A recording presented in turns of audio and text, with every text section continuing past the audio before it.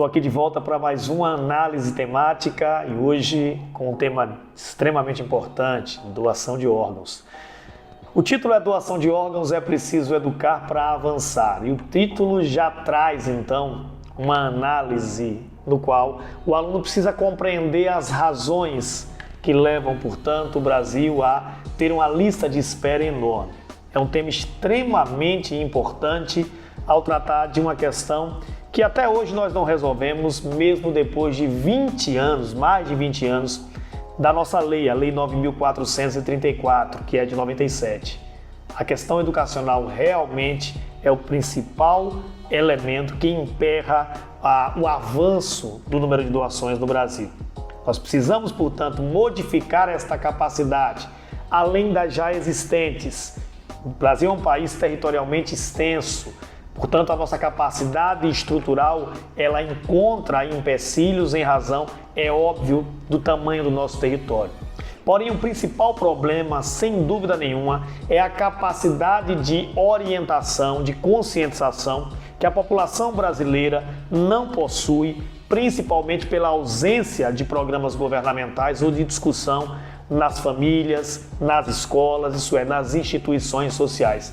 É preciso, portanto, educar para avançar. O Brasil hoje, infelizmente, possui uma lista de espera muito grande, o que leva, infelizmente, muitas pessoas à morte. A taxa de doadores efetivos cresceu no ano passado 6,5%, atingindo o total de 18,1%, 10,5% abaixo dos 20% previstos em 2016. Esse acréscimo foi decorrente do aumento de 5,2% da taxa de potenciais doadores em morte encefálica, condição, portanto, para a doação. Um fator positivo foi o aumento de mais de 7% na taxa de autorização familiar, que, pela primeira vez, atingiu 60%. Outro aspecto interessante de ser salientado é que nos últimos 5 anos a taxa de doadores falecidos com idade superior a 65 anos de idade passou de 8% para 13%, um aumento então de 62,5%. Porém, o de doadores pediátricos passou de 8% para 6%, uma diminuição de 25%. Os dados são de 2019, em razão dos dados de 2020 ainda não terem sido completamente colocados e em razão, é óbvio, também da pandemia. Bom, então qual análise nós fazemos sobre esses fatos? A família é o ponto central, porém ela se encontra extremamente fragilizada em razão da notícia. A lei determina que o ato de doação em vida ele não é determinante, a não ser para os casos específicos de órgãos que podem ser doados em vida. A família, portanto, ela tem que autorizar a doação. Só que nesse momento de extrema vulnerabilidade, ela precisa ser, evidentemente, orientada, e essa orientação é um fator educacional, claramente voltado, portanto, para uma discussão durante toda a sua vida, a sua existência, da importância do ato de doação, como um ato humano por excelência. Daí, então, o fator educacional como grande entrave para o problema. Nós vamos ver, então, agora alguns dados que determinam, então, estatisticamente esses fatores. Vamos ver. Está aqui o perfil dos doadores de órgãos no país. O gênero, feminino com 43%, masculino com 57%. A faixa etária, vocês vão perceber aí que a faixa de doação de órgãos, ela se estende, sua maioria, claro, é de 18 aos 64 anos de idade, pelas próprias condições de saúde, né? De 18 aos 34 com 21%, de 35 a 49 com 29% e o aumento até significativo dos doadores de 50 a 64, por serem pessoas mais velhas e, portanto, que não passaram por esse processo de discussão. Isso é um processo muito recente no Brasil, com 32%. Os outros dados são dados menores em razão, claro, da idade. E no outro lado, vocês têm aqui então o transplante de órgãos sólidos e tecidos. De janeiro a março de 2019, mais uma vez eu aqui eu reitero o fato de que esses dados de 2019 são os mais recentes e não foram prejudicados, evidentemente, pela pandemia, né? Aí você tem todos os órgãos tecidos aí, ó, e os seus números. Coração com 104, fígado com 512, dois dos órgãos mais importantes, medula óssea com 742. Bom, agora o que é que nós poderemos apresentar como teses para o desenvolvimento? Quais são os nossos argumentos? Vamos dar uma olhadinha na tela. Proporcionar um debate social mais amplo, incentivar uma discussão dentro das famílias.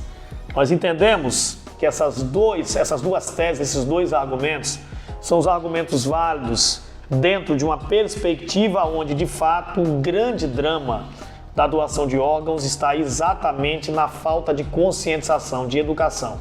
Por isso, esse debate social precisa ser mais amplo e começar efetivamente nas instituições sociais, como a família e a escola. Diante desses argumentos apresentados, eu colocarei para vocês agora 4 sínteses. A primeira tem relação com o processo de formação das próprias pessoas nas faculdades, os profissionais de saúde. Eles precisam ser melhor orientados nesse processo de formação, como também a própria população. A segunda síntese tem relação com os critérios que devem nortear a conscientização da população. Quais são os fatores negativos, positivos para o problema? Isto é, definir os parâmetros, principalmente através dos meios de comunicação de massa. A terceira síntese tem relação com o elemento estrutural, isto é, o Brasil é um país muito grande do ponto de vista territorial. A captação do órgão e o local de transplante é realmente um elemento que dificulta a situação. As condições de manuseio, de manutenção, são todos fatores que precisam ser levados em conta. Já a quarta síntese tem relação com a capacidade de conhecimento e de importância do ato de doar. Como a lei brasileira determina que a doação ela só pode ser feita com autorização da família, isto é, o ente em vida precisa assinalar para que isso fique colocado como uma espécie de último desejo. Importante, já que as pesquisas indicam que aqueles que durante a vida manifestam o desejo de doação, normalmente têm os seus desejos atendidos. Em 2020, celebra-se o 31º aniversário de criação da Organização Nacional de Transplantes, que é o órgão espanhol. Antes da organização ser criada, a taxa de doação de órgãos no país não chegava a 15 por milhão de população. A partir da criação dessa instituição, foram colocadas em prática uma série de medidas organizativas que se consolidaram no que se chamou de modelo espanhol de doação e transplantes. É bom lembrar que no caso da Espanha a doação ela é presumida. Não se trata de uma estratégia única, mas de um conjunto de ações. Isso permitiu que o país alcançasse cifras enormes no tocante aos doadores, entre 43 e 44 doadores por milhão de população. Isto é a taxa mais alta do mundo. A criação e consolidação do sistema se dá com base numa legislação adequada. Essa legislação que garante, portanto, a doação presumida, estabelece organizações a partir das diversas áreas federativas. Ela tem, na verdade, 3 níveis. O nível central, coordenado em Madrid, e os níveis federativos, que são distribuídos pelas 17 comunidades autônomas da Espanha. Além do nível hospitalar, isto é, com equipes específicas e treinamentos que são constantes, principalmente com base na capacidade médica e na capacidade de convencimento da população através de campanhas estabelecidas pelo próprio Estado. As estratégias definidas partem de uma atividade permanente de formação de todos os envolvidos no processo. Trabalha-se com sociedades científicas e cursos de formação com profissionais de urgência, emergência e de cuidados intensivos. O curso de comunicação em situações críticas ou o curso de comunicação de más notícias é dirigido especificamente a coordenadores de transplantes para a entrevista de solicitação de doação à família. Bom, agora chegou a hora das visões universalistas e a primeira visão universalista é a de caráter jurídico. Nós criamos em 1997 uma lei, a Lei 9.434, que determina as regras do processo de transplante, do processo de doação de órgãos e tecidos. Ela é fundamental, foi um avanço legislativo fundamental. Só que ela foi feita às pressas, sem uma discussão com a sociedade, gerando, portanto, um impasse. uma questão cultural muito forte, a não se definir critérios ou conhecimentos como, por exemplo, o de morte cerebral, que determina o que é vida no Brasil. Diante, portanto, de tais condições, a discussão, a questão a respeito do ato de doação perde um caráter de solidariedade, um caráter que é, por si só, humano, por excelência, isto é, a questão cultural impede o debate e, consequentemente, o processo de conscientização fica prejudicado. Bom, a nossa visão universalista agora traz a sociologia de Max Weber, importante e fundamental teórico alemão, que veio aqui para poder explicar a sua ação social. Ao teorizar sobre a ação social, ele estabelece os mecanismos de estudo do homem em sociedade. E a partir desses mecanismos de estudo, ele estabelece que as ações elas podem ser racionais e irracionais. No tocante às ações racionais, elas têm por intuito uma finalidade ou um valor. A ação de doação é uma ação racional com relação a valores, pois representa o mais pleno dos humanismos, um ato de solidariedade, de perpetuação da raça humana. Portanto, trazer Max Weber ao seu texto, sem dúvida nenhuma, faz com que você busque uma capacidade de autoridade, de argumento de autoridade fundamental para o teu texto. Bom, já do ponto de vista filosófico, está presente no vídeo a figura do francês existencialista Jean-Paul Sartre. Sartre é um teórico que trabalha com a ideia de condição humana, de liberdade. Para ele não existe uma natureza humana, não existe nada a priori. Toda a ação humana, portanto, ela tem uma representatividade. Essa representatividade parte da liberdade do homem de existência, isto é, de como o homem pode agir. Daí, portanto, a ideia do ato de liberdade ser um imperativo na vida do homem. O homem precisa, portanto, se impor. O ato de doação tem relação direta com esta liberdade, com a liberdade de se permitir, portanto, que esses atos de solidariedade possam dar continuação à vida. Na análise sartriana, entende-se a existência como um bem maior da condição humana e, portanto, finalidade última das nossas ações. Estar vivo é a condição para atribuir a essa vida qualquer sentido. Portanto, o ato de lutar pela existência e, no limite, hipotecar sua vida pela do outro deve ser encarado como um ato de despretensão e humanismo, encarando um fim em si mesmo. Bom, agora chegou a hora das nossas teses para o desenvolvimento, os nossos argumentos.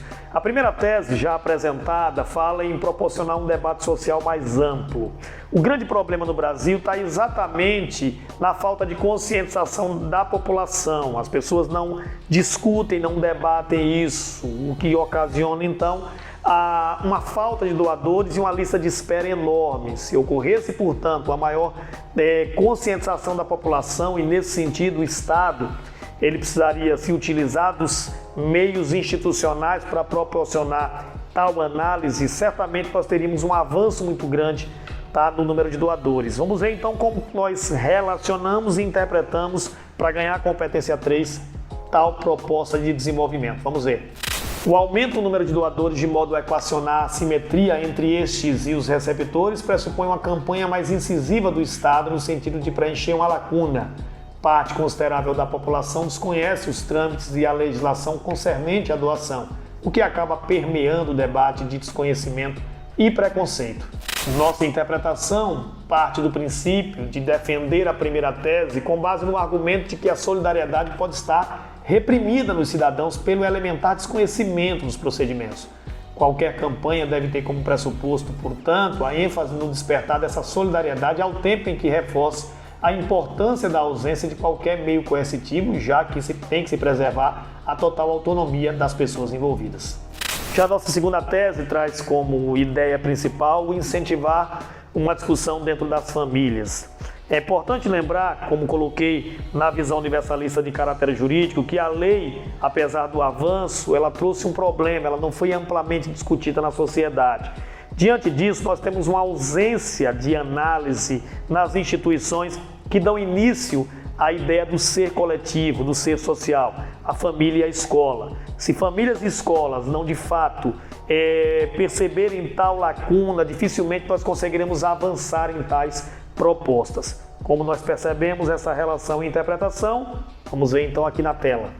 Além da comunicação, evidencia-se na legislação vigente, com base na lista única, a necessidade de ajustes de modo a tornar a vida e a sua manutenção plena num elemento que não pode ser tergiversado por qualquer parâmetro burocrático. Já a nossa interpretação determina que o aluno deve sustentar sua tese com base no argumento de que a transplantação de órgão tem como finalidade última a manutenção da vida ou a diminuição do sofrimento daqueles que sofrem várias e sérias patologias. Qualquer legislação, sob esse ponto de vista, deve ter como fim a priorização daqueles enfermos que se encontram em fase mais aguda de sofrimento.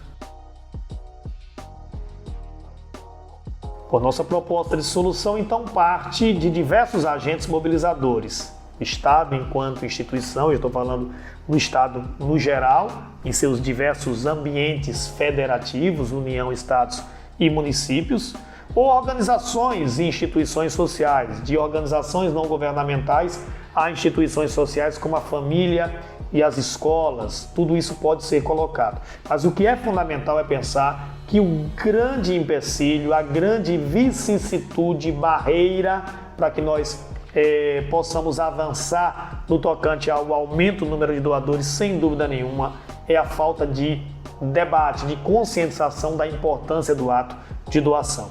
A recusa familiar representa a entrave à realização dos transplantes e isso contribui para que o número de doadores seja insuficiente para atender à demanda crescente de receptores.